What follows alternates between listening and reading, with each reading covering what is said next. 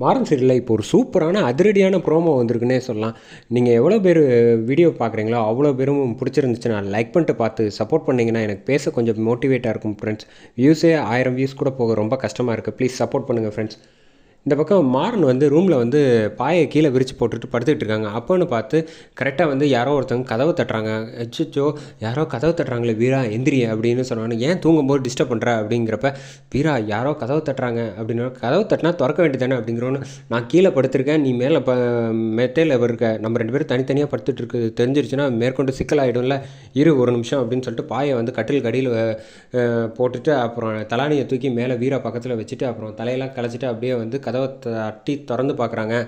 திறந்து பார்த்தா கரெக்டாக வந்து வள்ளி வந்து டார்ச் லைட் அடிச்சுட்டு ஒரு போர்வையை பொத்திட்டு இருக்காங்க. அதை பார்த்தோன்னா கத்த ஆரம்பிச்சிடுறாங்க மாறனு.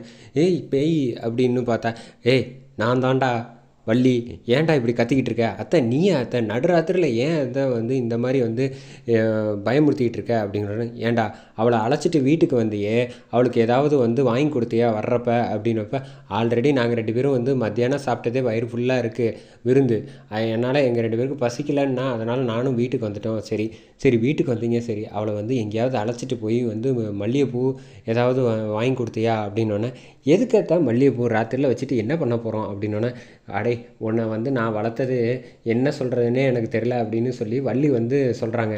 டேய் அவளுக்கு பிடிக்குமான்னு தெரியலல்ல அத்தை மல்லிகைப்பூ. மல்லிகைப்பூ தமிழ்நாட்டில் உள்ளவங்களுக்கு மட்டும் இல்லைடா, நம்ம நாட்டில் வந்து யாருக்கு வாங்கி கொடுத்தாலும் வந்து அத்தனை பொண்ணுங்களுக்கும் பிடிக்கும்டா. அப்படிப்பட்ட ஒரு விஷயம்டா. பூன்னா எல்லாருக்குமே பிடிக்கும்டா. இது கூட தெரியாமல் நீ இப்படி இருக்கியே அப்படின்னோடனே, ஆமாம் கையில் என்ன மறைச்சி வச்சுருக்க அப்படின்னு கேட்டோன்னே, இதுவா இதோ பார், இந்த கையில் மல்லிகைப்பூ, இந்த கையில் அல்வா அப்படின்னோடனே, என்ன இதை இப்படிலாம் பண்ணிக்கிட்டு இருக்க அப்படின்னோடனே, ஆமாம் உனக்கு தான் எதுவுமே தெரிய மாட்டேங்குது, இது ரெண்டுத்தையும் போய் வந்து கொடுத்துட்டு அவகிட்ட வந்து கொஞ்சம் அன்பாக பேசி பழகு, அப்போ தான் அவங்க வந்து கோவப்படாமல் கொஞ்சம் வந்து புரிஞ்சுப்பா உன்னை அப்படின்னோடனே, அத்தை தயவு செஞ்சு நான் சொல்கிறேன், இதெல்லாம் மைண்ட் வாய்ஸில் வந்து பேசுகிறாங்க. நடக்காத விஷயத்துக்கு அவள் ஏற்கனவே செம கோவத்தில் இருக்கா. நானே தரையில் படுத்து தவழ்ந்துக்கிட்டு கிடக்கேன். நீ என்னடானா இந்த மல்லிகைப்பூ அல்வாவை எடுத்துகிட்டு போனேன்னா இன்னும் என்ன அடி வாங்குறதுன்னு வாங்க போகிறேன்னே தெரியலையே அப்படின்னு சொல்லிவிட்டு இந்த பக்கம் எதுவும் சொல்லாமல், சரி கொண்டா, நான் வந்து அத்தை வேறு மனசில் ஃபீல் பண்ணுவாங்க அப்படின்னு சொல்லிட்டு இந்த பக்கம் கையில் வந்து மறைச்சிட்டு வந்து எதுவும் சொல்லாமல் ஓரமாக வைக்கிறாங்க.